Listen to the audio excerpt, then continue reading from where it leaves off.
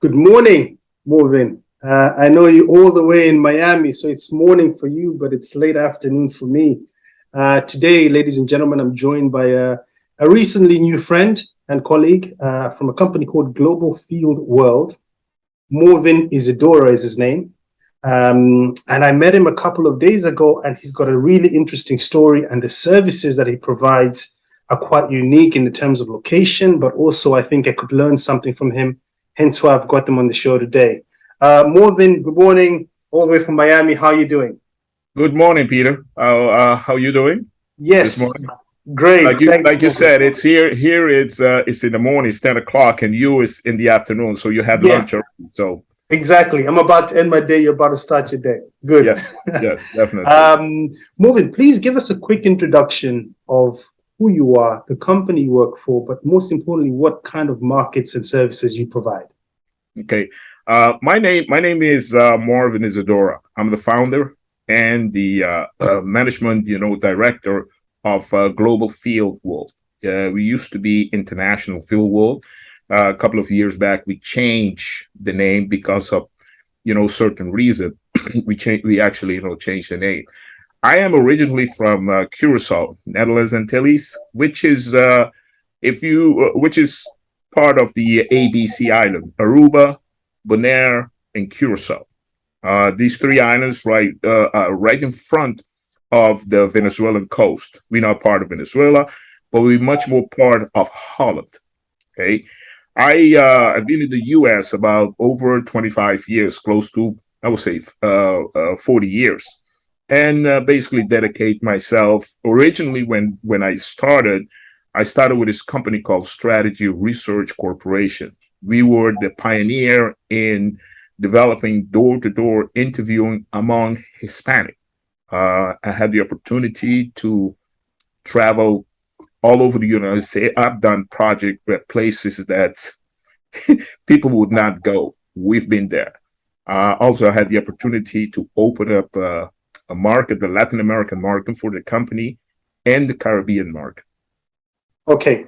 I'm not a stranger to door to door myself. I remember back in the days when we used to do door to door, we used to carry these big badges on our necks, and the amount of times you get told no and to go away. And I think that's a good training really for a lot of the hard to reach target groups that we do nowadays. I know nowadays there's a lot of technology, a lot of tools that we use, but I still go back to the door to door just to polish up my skills. So thanks for sharing that story there, Morvin. Now, you mentioned obviously LATAM and was it LATAM and the Caribbean. Caribbean? Okay. Could you just talk to me, Morvin, about the types of projects you do in those areas, please? I forgot to mention we do Florida also, and we do the U.S. also. Okay, in the Okay. U.S. we actually work with some partners, that we have to help us out. Latin America, we've done Latin America and Caribbean. Some of the projects we do, like for instance in the Caribbean, are recruiting. We actually do the actual moderating. Okay, I do the moderating because it's the island. I know the island. And again, you got to remember they different beliefs and not they are islands. They are like 13, 14 different islands. But each island is so unique in terms of that. We do the qualitative, we do the quantitative, we do festivals, we do auditing for companies, we do what kind of it's like a mystery shopping. We do mystery shopping also for this island. So basically, when it comes to the data collection, that's one of the things we specialize in. I mean, client call us, they ask if we can do that. We say yes or no, or we can actually pass them on to somebody who does that. Great. Morvin, you mentioned something that I've never heard before. You said festivals. Are you actually recruiting and doing research at festivals? Is that it? We've done festival, we've done tournaments, Uh-huh. we've prepared. Yes, yes. So talk to me about this. So is it pen and paper or is it an iPad? How is it set up? And when we did it, it was pen and paper. Okay. Okay, but nowadays we use it's electronic. Everything is electronic. Survey sampling. You have the survey. It's on the either on the on your telephone and your smartphone, or we provide them, with iPads, and that's how they go. Now the information is instant. It's not like now I have to go do the data entry. I have to edit them. You know the process that you have to Yes. go through and all that. But in this case, it's instant. We can pinpoint the GPS where these people were, so they cannot tell. It's a cheatless type of system. You Uh-huh. can, if the interviewer tell me, yeah, I was at this particular point doing an interview, but the GPS show me something completely different, he'll get reprimanded. And those I see. interviews are not being used. I see. Okay. And also just wanted to check with you, Moving, like what is the most challenging studies that you actually have done? Like I just want people out there watching the show to find out what kind of challenges you've had. You don't have to mention all of them, but when do you think you thought, you know what, Peter, this one was quite challenging and we did this to actually get the data? One I've done several challenges. Okay. One of them was in Brazil. Mhm. Okay, I was in Brazil to supervise a project. Now, at the stage and the age I was, you're very ambitious. You go out and you want to get to study. Now, in Brazil, they have favelas. Favelas are like uh, real bad areas. Uh, I wanted to do some interviews in there, but the research company over there suggested me not to even get close to that. That night, I met a gentleman on Rio. We talked. We became friends. He bought me drinks. So I told him, hey, this is what I do. I want to go into the favelas.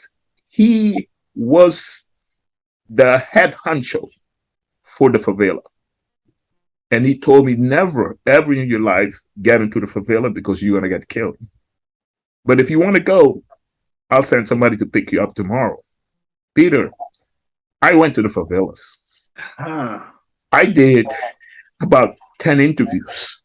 So when I got back to the research company who was helping us out, I told them where I was.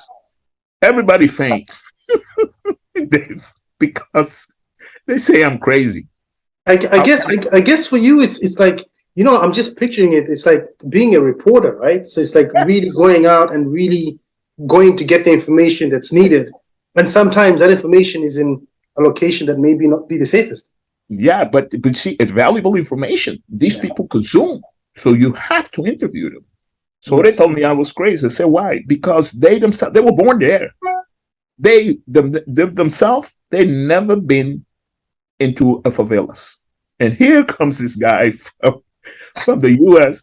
He just waltzed into a favelas. They But said, I guess that's the moving. I'm sorry to just actually have to point this out that there's no other way of doing it apart from that, right? In some of these areas, no, you just have to no. get your hands But dirty. you see, they now probably now today they might do some favelas, some okay, at the edge of the favelas. If you understand, you know, Yes. favelas in Brazil very dangerous. Another situations too was Haiti. We did some work in Haiti. Now, the language patois is not my language. I don't speak it, so that was a challenge. And getting into Haiti, it was very challenging. You have to have a security guard with you, no matter Mhm. where you go. So I had we collected some data. It took us about 2 weeks. Normally, it should be about a week. It took us about 2 weeks. We did focus group.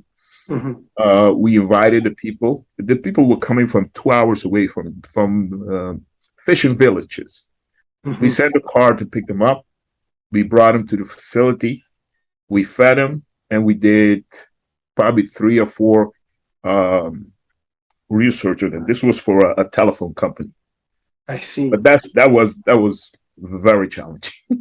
I, and having spent all this time in the industry, moving and knowing everything that you know, because obviously nowadays research is done very differently, you know. Yes. But there are companies out there that still need to get data from areas that maybe doesn't have technology or people are not accustomed to research. But in your opinion, Moving, what sort of what are you telling the youth nowadays? What are you passing on? What kind of experience would you pass on to them in terms of saying, guys, this is maybe something that you should learn as you're going deeper into your careers? One of the things I always tell them, please, if you want to be one of the best in writing report, Go into field one day. If it is a taste test, if it is, we listen on the phone, listen to a couple of interviews, go on to field, go face to face. It might not be door to door, but go face to face in a mall, go face to face in an intercept. Get to know the people who you interview. Because, like, for instance, if you take the islands, if I do a study in Barbados versus study in Jamaica, it's the islands, but two different set of consumers completely. And you have to know that we've done work like in the islands whereby I had to invite the client to please come down, because when they come down, some of these clients never been to the island. They've seen island, but on pictures, but they never have the experience to go in there, get to know the respondent. And that's where they find out. They said, wow, I didn't know about it. And I said, that's the reason why I invite you guys. And usually what I do a lot of times when I'm in the field with the respondents, I note things that usually is not on the questionnaire, and I pass them on to the project director. Now it's up to them to use it, but these are additional information that I pass to them. So for me, the bottom line is, if you want to be a good reporter, good report writer, get to know your people. Every group is so different, and use the combination of telephone, qualitative, and quantitative. In today's world, you got to combine them. You got to combine the telephone versus a little bit of face-to-face, because just doing telephone or smartphone give you certain type of data. When you do face-to-face, you can see a slight difference in the data. These are people who don't use internet that much. Great. And you know what? That's what I like about talking to somebody like you, is that you've been around when we didn't have the tools to do research. You executed it. Now the tools are there, but you still go back to the tradition, because you know that if you really want to find out the true meaning of research and dig deep and actually get the true meaning of the data, you have to combine everything. So I'm just so glad that you've taken us from the exotic islands of Haiti all the way to the pits and the favelas of Brazil, and then now you're in Miami. I just can't wait for your next adventure. Over the years, I mean, I've done close to 1,000 interviews, close to 1,000 projects. From A, like I told you spoke, from A to Z. Some of these projects I don't even remember, but what I did is I have a map in my other office whereby I used to pinpoint the places. The globe is full of sections where I actually went and do, the interviews. Okay, tell you the different places that I went. And the islands, again, is a highly consumer market. Very, very inspiring there from Morvin Isidora. Thank you very much, Morvin, for joining us today. I hope we can catch up with you again on your next adventure. I feel like I'm talking to some kind of a superhero that's going out into and actually doing all these interviews. So I can't wait to catch up with you again. But thank you very much for joining us today, and I want to wish you a happy day and good luck for your next project. Thank you, Peter.